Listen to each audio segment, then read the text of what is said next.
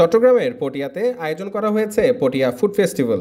পটিয়া আদর্শ উচ্চ বিদ্যালয়ের মাঠে আয়োজন করা হয় এই ফুড ফেস্টিভ্যালের। অনলাইন প্ল্যাটফর্মের বিভিন্ন তরুণ উদ্যোক্তারা তাদের বিভিন্ন খাবারের পসরা সাজিয়ে বসে এই মেলায়।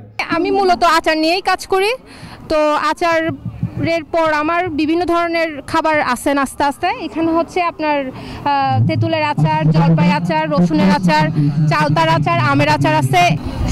আমি মনে করি একজন ব্যবসার ক্ষেত্রে মানে ভালো, চাকরিজীবী থেকে একজন ব্যবসার ক্ষেত্রে এটা মোটামুটি ভালো। কি জন্য মানে ব্যবসার ক্ষেত্রে নিজের কর্ম নিজের থেকে করা যায়। হ্যাঁ, আর চাকরিজীবী মানুষ হচ্ছে যে মানে সে পার্ট টাইম জব করবে, সে মানে ওনার কথা শুনে মানে কাজ করতে হবে।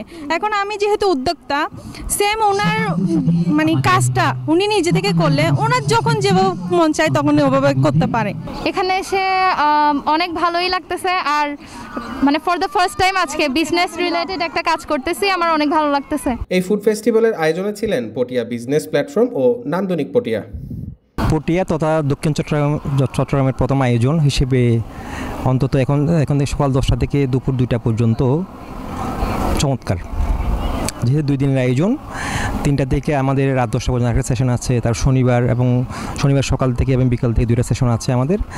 আমি বলতে পারি যে সকালের সূর্য দেখে যে বিকালের অবস্থা বোঝা যায়, আমি তাই বলবো যে সকালের অবস্থা দেখে বোঝা যাচ্ছে চমৎকার সাড়া পড়েছে আমাদের মেলায়। আমাদের কাজ হচ্ছে মানব সেবা, হিউম্যান রিস্টেবলেশন। আর আমরা যে মানব সেবায় আমি অতীতে সবসময় একটা কথা বলি, এই অন্যান্য দেশের থেকে বাংলাদেশ পিছিয়ে থাকবে না, প্রতিটা ঘরে ঘরে নারী উদ্যোক্তা গড়ে উঠবে, এটাই প্রত্যাশা করি।